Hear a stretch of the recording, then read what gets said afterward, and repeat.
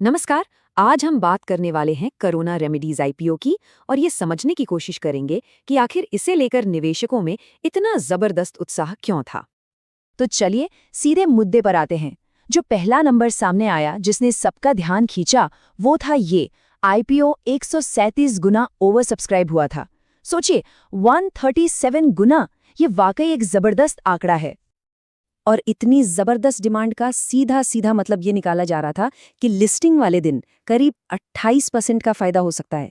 अब ये एक ऐसा आंकड़ा है जिसे देखकर कोई भी इन्वेस्टर इसमें दिलचस्पी जरूर लेगा। अब ये जो संभावित मुनाफे का अंदाजा है ये लगाया जाता है ग्रे मार्केट प्रीमियम यानी जीएमपी से। आसान भाषा में कहें तो ये लिस्टिंग से पहले ही मार्केट का एक तरह का शुरुआती मूड बताता है कि आईपीओ कैसा परफॉर्म कर सकता है। पर सवाल ये है कि इतनी जबरदस्त मांग आ कहां से रही थी। इस चार्ट को देखिए। रिटेल इन्वेस्टर्स यानी हम जैसे छोटे निवेशकों की दिलचस्पी तो थी ही, लेकिन असली कहानी तो बड़े इंस्टीट्यूशनल प्लेयर्स लिख रहे थे। क्वालिफाइड इंस्टीट्यूशनल बायर्स, जिन्हें क्यूआईबीज कहते हैं, उन्होंने तो इसे 279 गुना सब्सक्राइब कर दिया था। मतलब पैसा लगाने के लिए होड़ मची हुई थी। तो आखिर कोरोना रेमेडीज में ऐसा क्या खास है जिसने बाजार में इतनी हलचल मचा दी? चलिए थोड़ा और गहराई से समझते हैं। देखिए, कोरोना रेमेडीज कोई नई नवेली स्टार्टअप नहीं है। ये फार्मा सेक्टर की एक जानी मानी कंपनी है और इनका फोकस है कुछ खास और तेजी से बढ़ने वाले एरियाज पर, जैसे कि विमेंस हेल्थ, कार्डियो डायबिटीज और पेन मैनेजमेंट। और इनकी स्ट्रैटेजी कितनी कामयाब है इसका अंदाजा आप इसी बात से लगा सकते हैं। ये कंपनी पूरे इंडियन फार्मा मार्केट की ग्रोथ के मुकाबले लगभग 2 गुनी रफ्तार से बढ़ रही है, डबल। और इसी जबरदस्त परफॉर्मेंस ने इन्हें टॉप लीग में पहुंचा दिया है। क्रिसिल की एक रिपोर्ट तो ये तक कहती है कि भारत की टॉप 30 फार्मा कंपनियों में ये दूसरी सबसे तेजी से ग्रो करने वाली कंपनी बन गई है। इनकी सफलता के पीछे एक बड़ा हाथ है इनकी इंजन ब्रांड स्ट्रैटेजी का।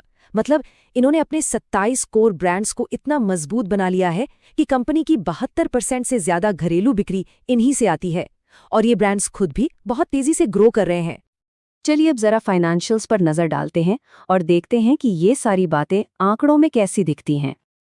तो फिस्कल ईयर 2023 से 2025 के बीच कंपनी का रेवेन्यू मतलब कि कुल कमाई 16% से ज्यादा के सीएजीआर से बढ़ी है। और जो बात इससे भी ज्यादा इम्प्रेसिव है वो ये कि इसी दौरान कंपनी का नेट प्रॉफिट यानी टैक्स के बाद का मुनाफा 32% के जबरदस्त सीएजीआर से बढ़ा है, रेवेन्यू से 2 गुनी रफ्तार से प्रॉफिट ग्रोथ। अब इस टेबल में जो चीज़ सबसे ज्यादा ध्यान खींचती है वो है सिर्फ 1 साल के अंदर प्रॉफिटेबिलिटी में ये जबरदस्त उछाल। ईबिटा मार्जिन देखिए, लगभग 16% से बढ़कर 20.5% के ऊपर चला गया है।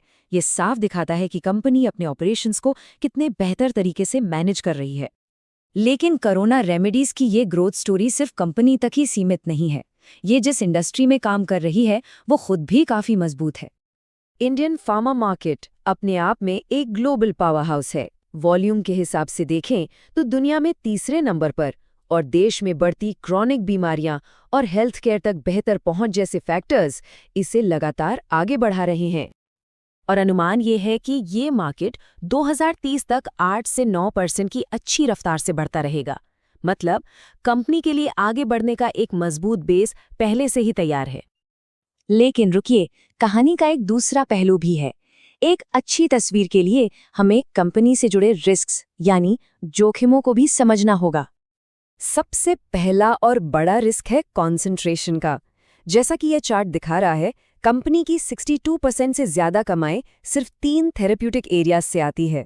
अब इसका मतलब ये है कि अगर इन 3 सेक्टर्स में कोई भी उतार चढ़ाव आता है तो उसका सीधा असर कंपनी पर पड़ सकता है। तो यहाँ कुछ और जरूरी बातें हैं। पहला, कंपनी का लगभग 96% रेवेन्यू सिर्फ इंडियन मार्केट से आता है, तो यहाँ की मंदी का सीधा असर पड़ेगा। दूसरा, ये कच्चे माल के लिए पूरी तरह से थर्ड पार्टी सप्लायर्स पर निर्भर हैं। और तीसरा, जैसा हमने पहले बात की, 72% से ज्यादा रेवेन्यू सिर्फ 27 इंजन ब्रांड्स पर टिका है। तो आखिर में एक सवाल बचता है। एक जबरदस्त आईपीओ लिस्टिंग के दिन तक की एक छोटी दौड़ जैसा होता है, लेकिन एक बेहतरीन कंपनी बनाना एक लंबी मैराथन है। कोरोना रेमेडीज कौन सी दौड़ दौड़ रही है? मार्केट ने तो छोटी दौड़ को सफल मान लिया है, पर असली कहानी तो लंबी मैराथन की है, जो अब देखने लायक होगी।